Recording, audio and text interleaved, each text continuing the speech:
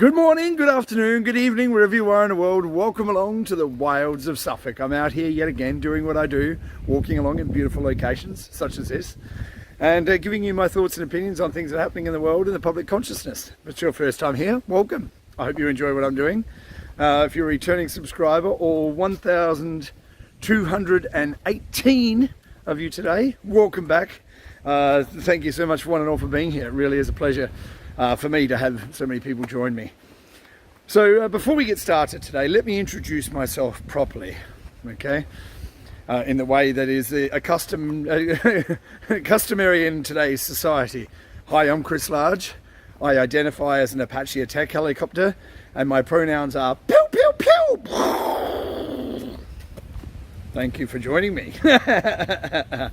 So today, just in case you couldn't tell, our talk today is going to be called Gender Blender Bender, the Inclusion Delusion. Don't try and say that too quickly. You might trip over a few words. Now, I'm going to be trying to demystify this whole argument. If you haven't been keeping up with what's going on, this whole gender identity discussion that's on everybody's lips at the moment, or in the lips of people that are perhaps a little confused, I'm going to try and demystify this whole thing, because when I first started looking at it, hearing about it, I just thought it was ridiculous. And for the most part, yeah, it is. But there is also another part to it that we should be talking about, which is why I'm going to be talking about it today. So, where do we start with this? Okay, so for those of us who are sort of closer to my age, I don't think there's going to be too many. Hello. I don't think there's going to be too many people that are going to be watching this that aren't closer to my age. I don't think there's going to be too many youngsters that are sort of falling into this whole idea of identity, of their gender identity and those kind of things. But I'm going to try and demystify this argument as far as I can from my perspective. I've done some reading, done some learning to try and get a handle on it. I'm going to try and break it down and highlight the points of the argument that I think we need to discuss. The others, I think, most of it can be just swept away with a sort of a, it's irrelevant. So, I don't know whether you've seen it. There's a documentary that's been made by a guy called Matt Walsh, I think his name is. Works for the Daily Wire, something like that anyway. He did a little documentary just recently, What is a Woman? And part of that discussion, he went around and asked women to define what a woman is, and most of them said, well, I don't know. So there's this confusion about what a woman is, and obviously the identity of what a woman is and what a man is as well. Now, according to this thought process and this thinking, they've got whole university degrees on this, gender studies, okay? Now, your sex and your gender are two different things, okay? So I'm going to generalize here. I'm going to generalize. So we're not talking about hermaphrodites and all that kind of thing. I'm not talking about that. I'm talking about sex and gender. So we have the biological side, which is the XX and XY chromosomes, which is biology that says if you're born with an XX, you're a woman. If you're or it's the other way around. I can't remember which it is. I didn't do biology anyway. XX and XY chromosomes. One's a man, one's a woman. Okay, inescapable. Doesn't matter if you go and have gender reassignment surgery. You are still going to have XX or XY that you're born with. Okay. Now, before we go any further down that road, I also want to interject something here. Okay. I know that this is an unpopular subject, an unpopular topic. What I'm going to say next is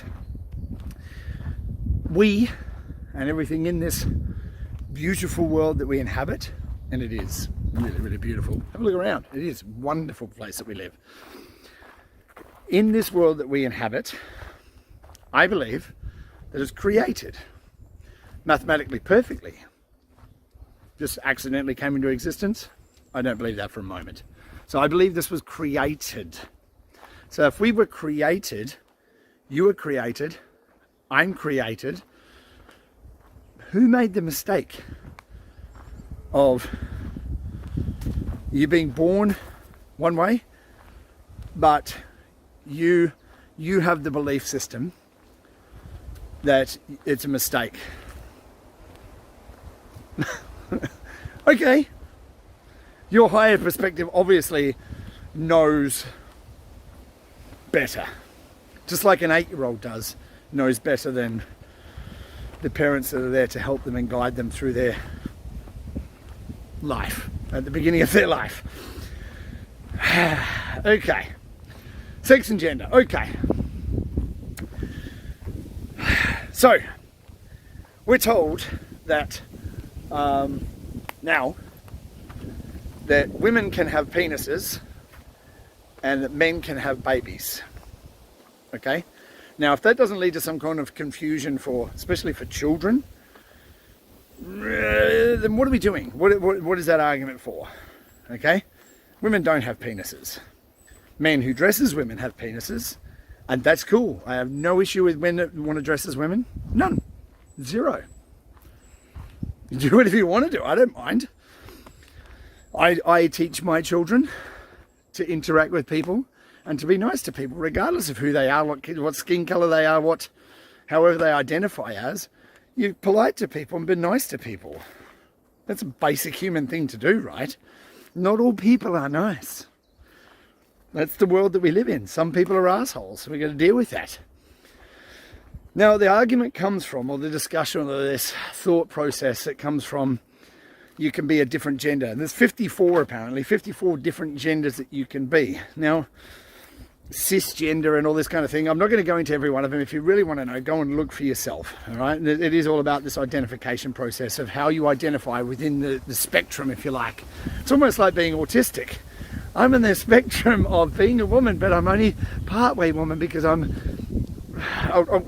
get more into it. But just for where we are right now, the idea of how you see a woman or a man, for instance, but you know, if a woman, we're going to talk women for this section. How you identify a woman. Now, this idea and this concept, and it is a concept, it's a social concept of what we, as a collective, see a woman as. Okay? Now, in past times, women have been seen as mothers, as, you know, stay-at-home mothers, that kind of thing, or wives that were there for their husbands. There's lots of different ways that women have been perceived over time. Now, it's a societal expectation. So, for people who didn't want to conform to that societal expectation, didn't have to. You, as a woman, you don't have to wear dresses, for instance, to be a woman. You can wear a suit if you wanted to, okay? As a woman, societal expectation says that women like pink. But what happens if you're a woman that doesn't like pink? Are you not a woman anymore? Now, I've been through this in my own life. I have 3 daughters. 2 of my younger daughters. One is my youngest daughter, likes pink, likes playing with dolls, is very much a girl's girl that likes to do those girls' things. My older daughter doesn't like pink, doesn't want to wear dresses and flowery skirts and things. Is she anything less of a woman? Of course she's not. But this is the thing. It is this conformist, and this conformist idea that you have to conform to a socially acceptable way of being if you're a certain sex, how you were born. Now, do you have to have a certain haircut as a woman? Do you have to have big breasts to be a woman? What is the societal expectation of what a woman is? Now, if you have a look at all these beauty magazines and women's magazines, they tell you what their version of a woman is. You know, all these big-breasted, skinny, fit, you know, this whole idea from their perspective of what a woman is. So if you don't fit that, how are you going to fit into society, right? Now, my entire life, I have been a non-conformist. Okay, I don't conform to societal expectations. People either accept me or they don't. I don't have the need to explain myself. I don't need to label myself. I don't feel the need to do any of that. But this whole movement that we have going now, where it is, you have to, if you don't conform to this societal expectation of what society, well, it's not even society, it's what these, how best can I put this? Where does this societal expectation come from? Do you think it comes from people like you and me? Or do you think that societal expectation that's built into our society comes from the social engineers that are creating the societal expectation? For what purpose? Why is there so much division in the world? I'll wait a moment while you think about that.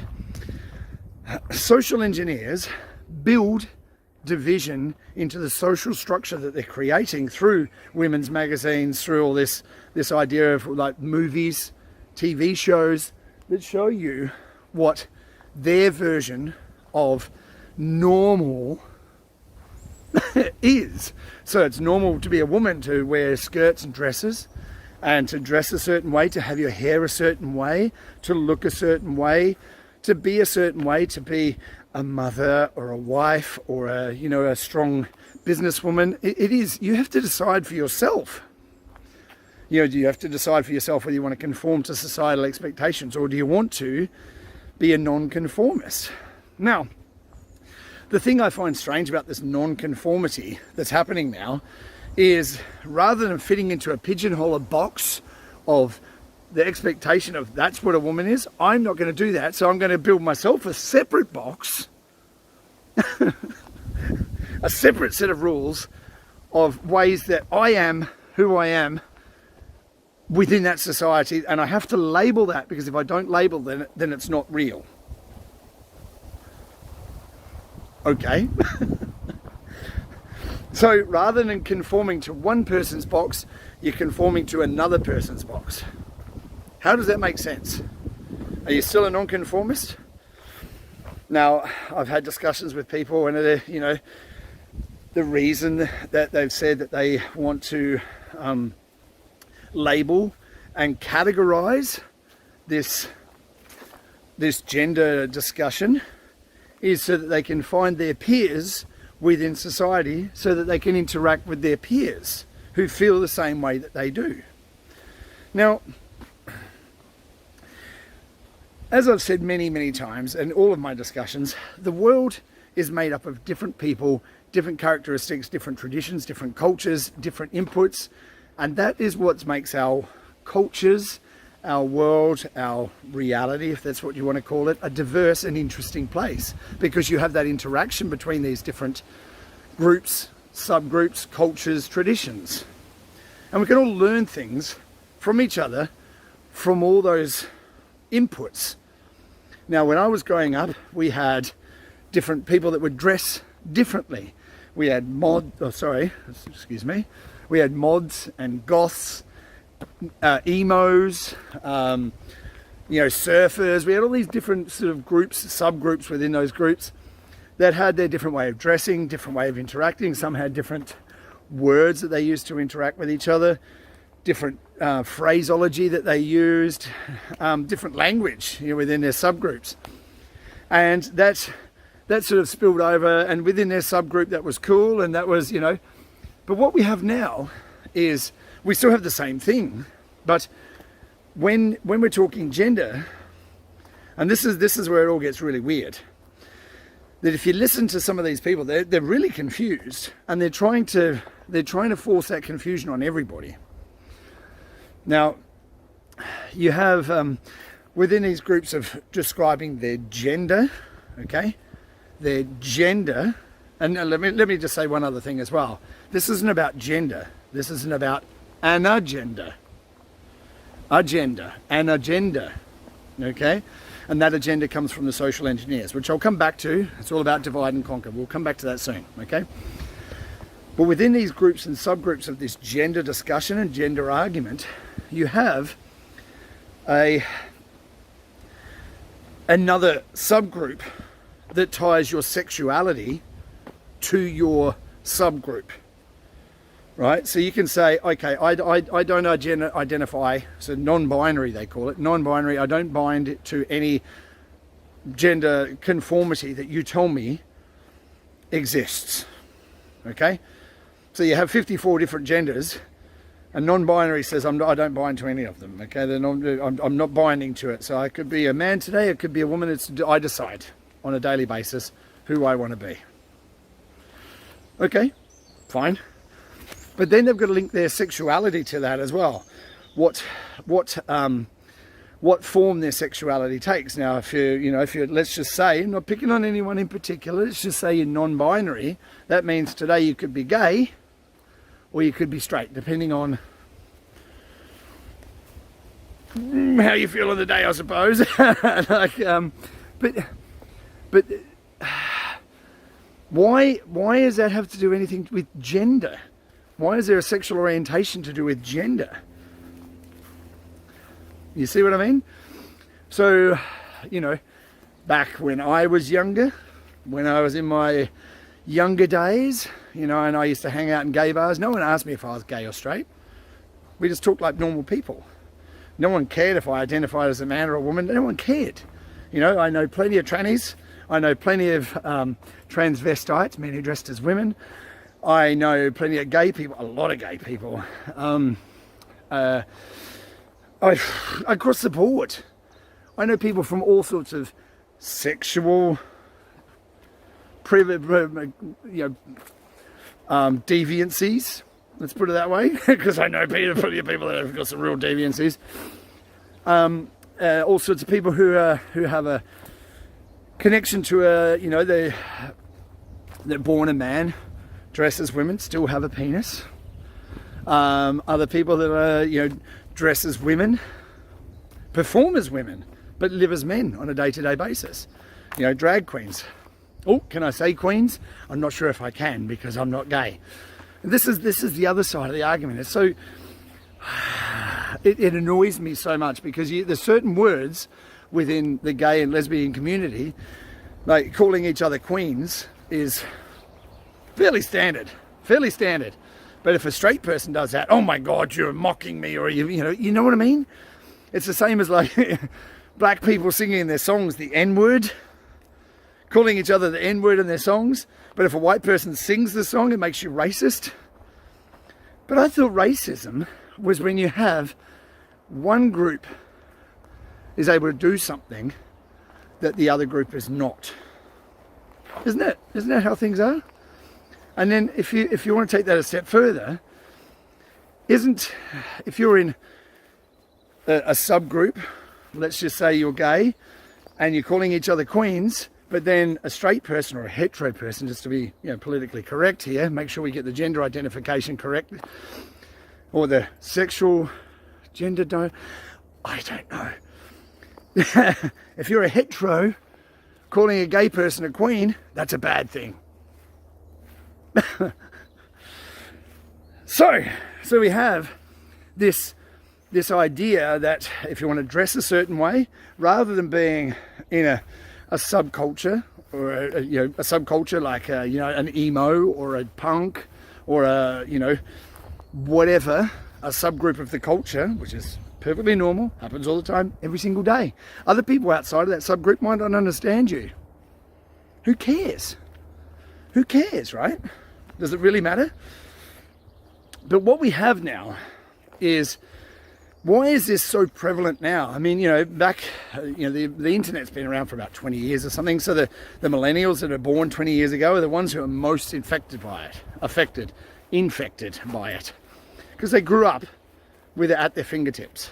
Constantly. When I grew up, it was like, you go outside and play with a ball or a stick and a wheel. You rolled a stick down there, or you kicked a ball around outside. You didn't have a screen to look at all the time. Maybe video games periodically, but your parents always kicked you out of the house after a while. Go outside and get some sunshine.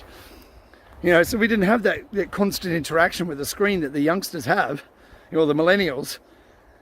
They're in their 20s, are the most confused. This whole idea of the internet, and I have all these people that that I interact with on the internet, they're not real interactions. And then you have these people are the most socially inept people on the planet, because all of their social interactions happen on the internet where they're typing on a keyboard rather than in person.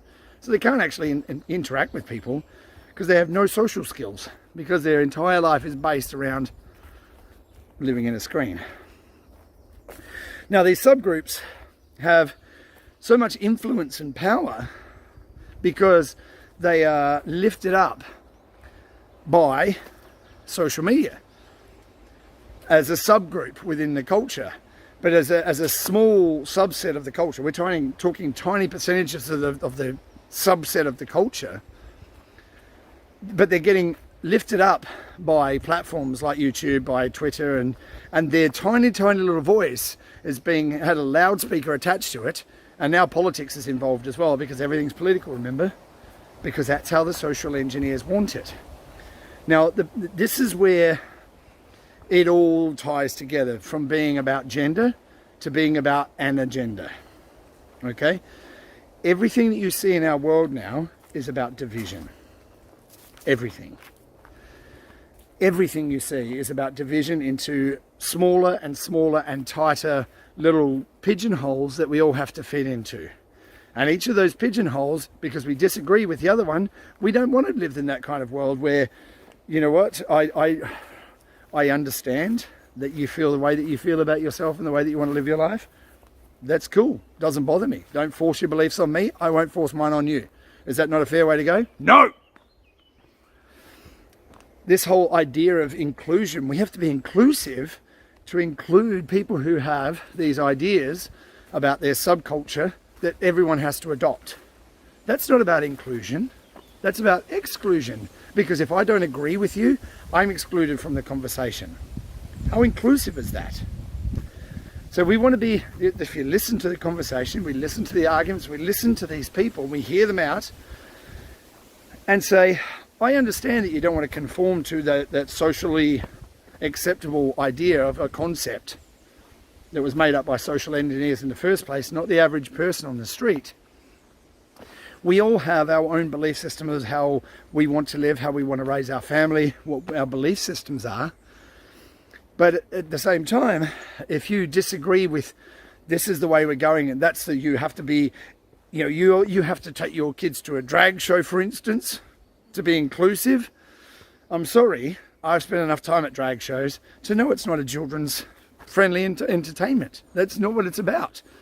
Drag shows are about, it's part of the subculture of the gay community. What has that got to do with children?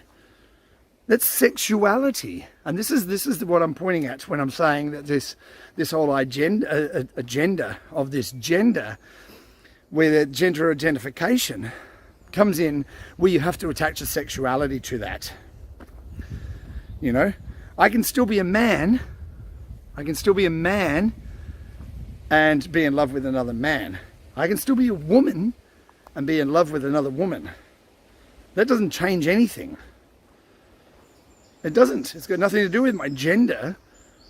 Your sexuality has nothing to do with your gender. You have to choose what subset of what subculture you belong to, but that doesn't have to be forced on everyone. Does that make sense? Okay. So our entire culture has been shaped and shifted and maneuvered and cajoled into our structure of our society, because it is a structured class society that we live in. And that is built by social engineers that want to socially engineer us to be at war with each other, so we're not looking at the real cause of the problems. Now, the cause of the problems are the social engineers that want to divide us on every single aspect of our lives. What color is your skin? We have to be divided by that, because if you don't believe everything the same way that a white person does as a black person, then I'm sorry, you don't fit in society. What?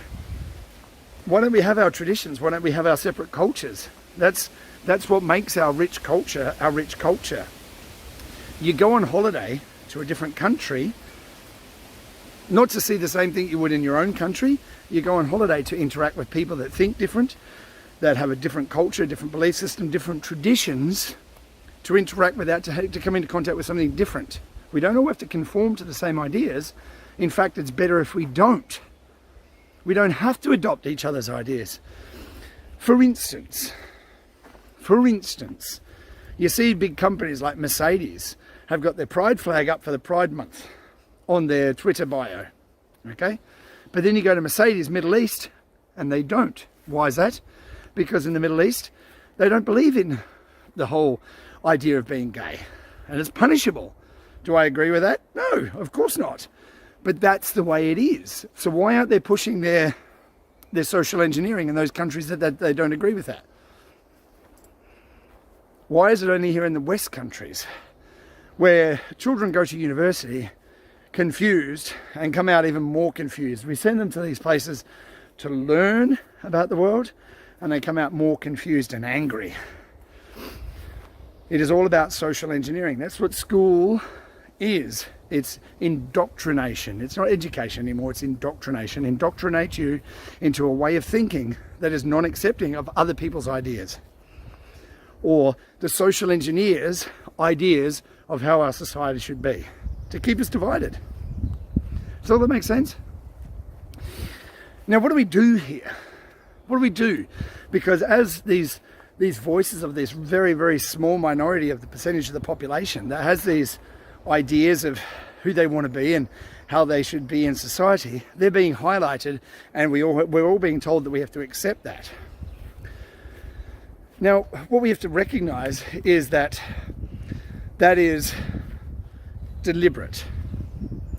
It is deliberate to have us fighting with each other. It's all about division, divide and conquer. What we have to recognize is our culture, if we want our culture to thrive, has to be understanding that there are people within those subcultures that have a different viewpoint. Accept that. That's how it is. I don't fit in, I don't conform to social norms. You know, I've been plenty of parties where I run around naked. Not everyone agrees with that. But they don't have to. My friends don't accept everything that I say. They don't agree with a lot of what I say, but they're still my friends. Does that make sense? We can have conversations about your ideas and about your non-conformity, but don't force your belief on everybody else. If somebody wants to live their life different, cool. What do I care? It doesn't impact me. You can live your life any way you want to live, but don't legislate that everyone must believe what you believe. Now, we pretend that we're living in a time of enlightenment, that we're more enlightened now because we've come so far, and now we have all these strange subgroups and subsets of our society. Our society needs to recognize that it has been manipulated for a long, long time, and that manipulation is now being brought to the fore through the same organizations that are empowering these ideas to accept, and legislating those ideas to accept people with ideas that the majority of people don't agree with. Right? What we have to do now is recognize what is being done to us. Our media, our governments, and these social engineers through all these NGOs and think tanks, what they're trying and how they're trying to steer our society so that we're fighting against each other rather than looking at the real problem, which is governments, think tanks, NGOs that are trying to shape our society into a society that will destroy itself. Once we can do that, then we can all stand with our differences, with our conformities, with our non-conformities, and recognize we're all people, but the people who are, well, I'll say people that are running the show, these social engineers, are not there for your benefit. This is all about division, hatred, and anger. We have to decide what kind of society we want to live in. And it's up to us to make it. We're going to change the world, or we're going to go along with the social engineers and have it destroyed by their hand or by our own hand when we're fighting with each other. Now remember this, okay? When we're talking about children transitioning their sex, right? Because they say, well, children know better than anyone else who they are. Okay? Now, if I, as an adult, went to a doctor and said, I believe I was supposed to be a blind person, I need you to remove my eyes for me, the doctor would put me in a mental institution. But yet, we can trust an 8-year-old to decide what they're going to be for the rest of their life. Now, as a sort of an offset to this argument, or an offshoot to this argument, there's a lot of people that are calling for student debt, university debt to be cancelled because those 18-year-olds didn't realise what they were getting themselves into of a lifelong of debt for taking on their student debt. But we can trust an 8-year-old to decide a decision that is going to deform them for the rest of their lives. These are the same people that are telling you that. Social engineers are trying to destroy the fabric of our society by telling us all the differences is what we have to get rid of all differences and everyone has to think the same. The Borg, the hive mind. I don't accept that. As a contrarian, I don't accept that. We can all have our differences and we can still function as a society, but we have to be accepting of that. Accept that I'm different from you. I accept that you're different from me. And let's move on together. So, that's the talk today. I hope that made it clear. I'm not sure if it did. I hope it did, but if it didn't, drop your comments in the section below and let me know what you think. Or if you've got something to add to the argument, please let me know, because I'm always keen to learn. I'm keen to interact with people. I don't get a chance to reply to all the messages, but I do read them all because I'm so busy, but I do read every message. So please don't hesitate to drop me a message.